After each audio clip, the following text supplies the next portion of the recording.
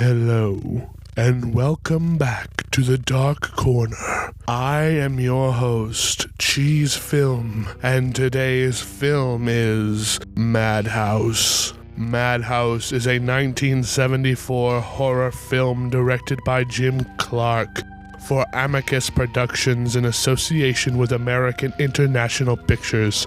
The film, which is a British-American co-production, stars Vincent Price, Natasha Payne, Peter Cushing, Robert Quarry, Adrian Corey, and Linda Hayden. The film was based on the 1969 novel Devil Day by Angus Hall. The film's alternative title is The Revenge of Dr. Death. Alright, so the film Madhouse is a 1974 film starring Vincent Price. This movie actually tends to get very meta very quick, and I'm very happy we're doing it at the end of our impromptu Vincent Price month, because it uses the Corman AIP Poe trilogy that we just did as the fictitious horror movies that Vincent Price's character, Paul Toombs, is acting in. So it's really cool that we just spent all this time watching Vincent Price play all these different characters to then have a movie where Vincent Price plays the actor playing those characters in this world. Instead of being Poe movies, they just call them the Dr. Death movies, and he's playing a character like Michael Myers, where he's a slasher, torturous villain who is known as Dr. Death, and he is inflicting pain and murder on all who oppose him, which we now know as the Poe films. This movie also stars Peter Cushing as the writer for the Dr. Death movies, which is fun because Peter Cushing at the time was also in a lot of the Hammer horror films, so to see these two icons of horror in a movie together was stellar. As the plot goes, Paul Toombs is a successful horror actor whose trademark role is Dr. Death, a skull-faced killer.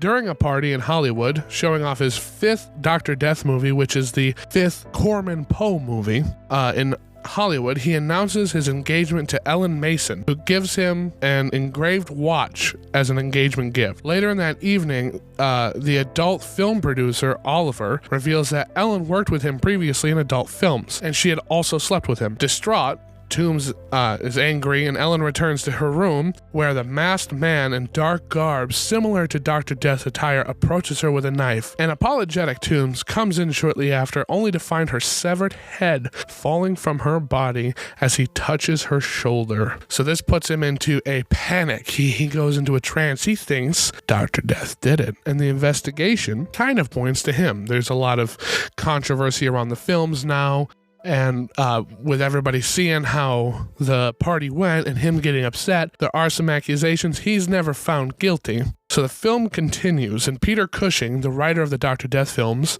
reaches out, and he has an opportunity for Vincent Price to come back to play Dr. Death, but at this point, Vincent Price thinks the Dr. Death character is a curse. He doesn't want to come back to it. He genuinely thinks he killed that woman, but desperate for money, desperate for anything, he returns to the role. So what ensues is a race against time, really. Vincent Price feels as though he's the murderer, but the actual murderer is out there. And the real Dr. Death in this movie, instead of having a skull painted on his face, has more of a bone skull mask. It's a really, really creepy mask, and it does justice for a movie like this to have a slasher killer who you don't know the identity for being hidden behind this mask that genuinely is kind of creepy. So, production on the new Dr. Death kicks off, and slowly, one by one, people start showing up dead. And as the film goes on, the methods become more and more and more graphic.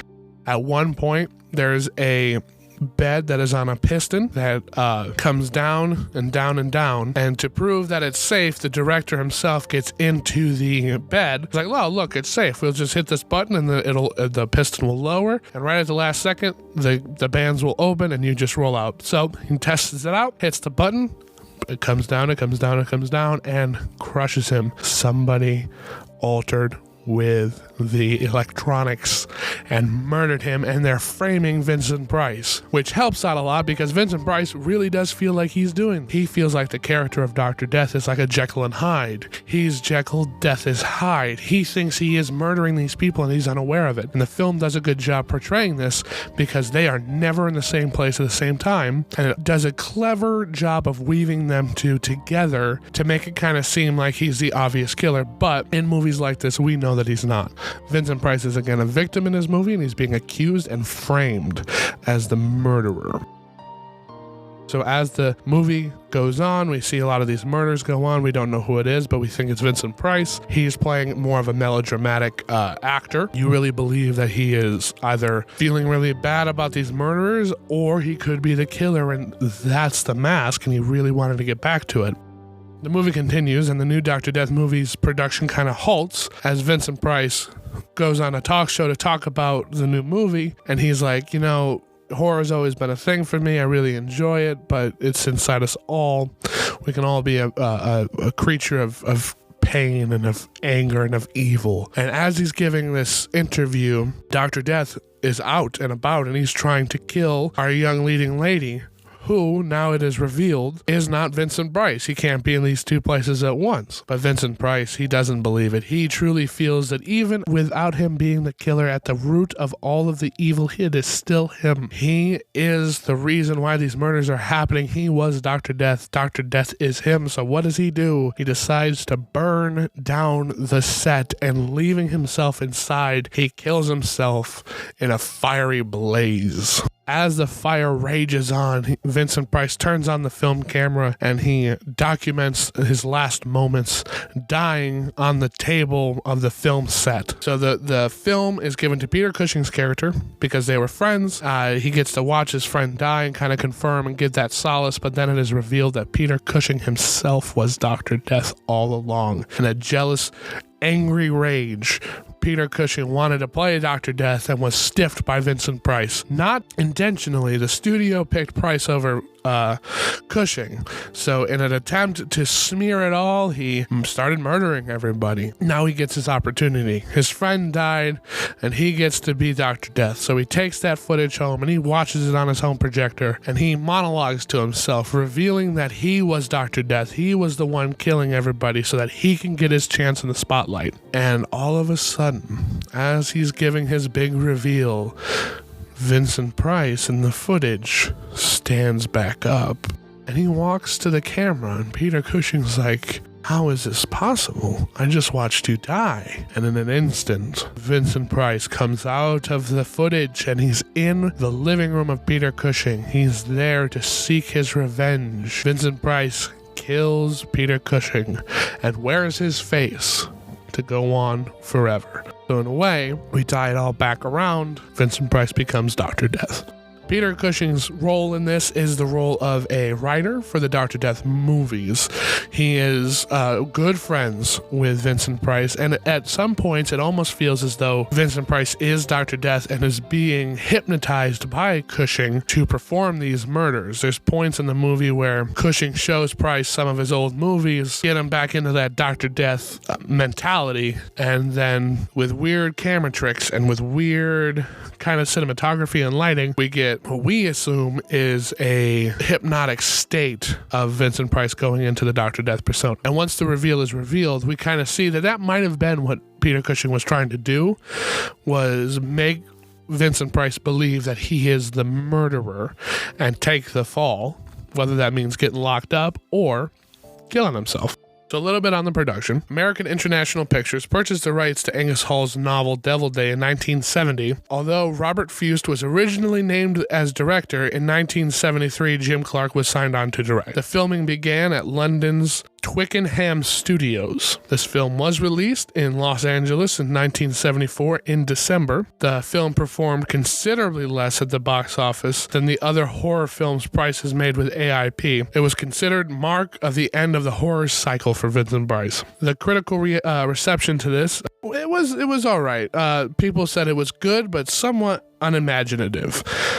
Time Out gave it mostly positive reviews, noting its tendency to go over the top, but commended the film for interweaving Price's character Toombs with the actor's actual film career, responsibly witty in its use for interpreting fantasies born in the Dream Factory. Dennis Schwartz from Oz's World Movie Reviews awarded the film a grade B, calling it cheesy but enjoyable. And I really want to say that is the best way to describe this movie. It is cheesy B movie, and it is very enjoyable. This is one of those movies that like you would get on VHS and you'd pop it in on a Saturday night with some pizza, friends, and booze, and just enjoy it. It is a fun time. It's got some good thrills, some good scares, but overall it is an A grade B movie. But not all reviews were positive. TV Guide awarded the film only 1 out of 5 stars, writing, with its behind-the-scenes setting and focus on an aging star whose glory days are behind him, this could have been a wonderful elegy to the twilight of Price's long career. Unfortunately, the script and direction simply weren't all up to the task, and the film becomes an inferior spin-off of Dr. Phibbs' series. Not even the interaction between Price and Cushing, two very different actors, managed to generate much interest, leaving the clips from Bryce's Corman AIP films as the best part of the movie. I completely disagree with that. I think those two, Price and Cushing, have great chemistry together and they work off each other really well, especially with Price playing his more flamboyant victim role and Peter Cushing playing the more sophisticated intellectual writer. It works really well. And I think personally that those two have exceptional screen presence and they both command the scenes that they're in. So when you have them together working off each other, I find it to be very enjoyable. I don't think it's dull and drab at all. I could not disagree with that more. John Stanley also gives it a negative review, saying it's sleazy spooker filmed in London about hammy actor Vincent Price suspected of committing gory murders during the filming of a TV series. The climax is so unbelievable and forced that even horror fans will wonder why it's happening. Made by the kind of people who think that the sight of a spider is the highlight of horror. Again, I think that is unfair to this movie because the killer in this movie is kind of creepy looking. Like the mask, it does look like it's bone.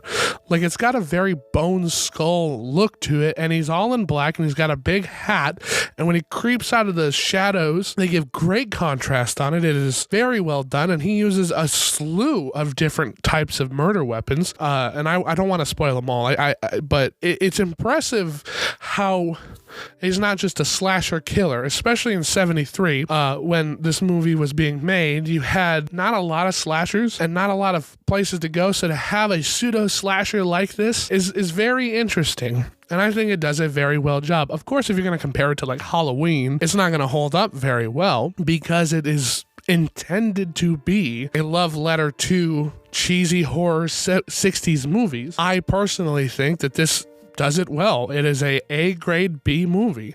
It's fun. It's fun to watch with friends. You can poke fun at it, and it wants you to kind of poke fun at it. It's not taking itself overly seriously, and I think that's the strength of the movie. It's a fun movie to be a fun movie. I do want to talk about set design in this movie because we have a movie about the making of a movie on a movie set that is a movie set.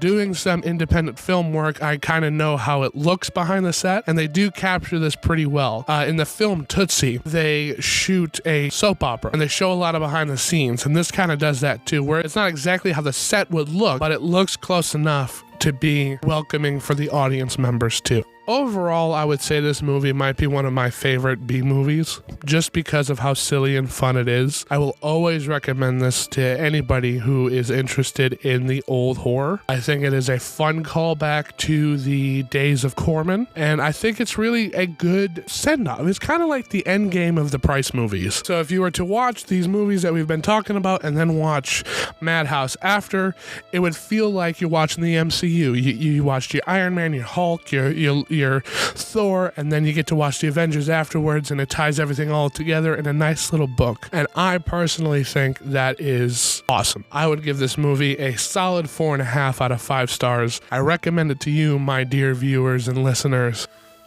Madhouse is harder to track down. I haven't found it streaming anywhere, but it was released on Blu-ray. I found mine in Germany, of all places. But it's a great watch, so if you hunt it down and you get it, it would be the gem of your collection. Of course, I've been Cheese Film, and thank you again, and we'll see you again in the dark corner.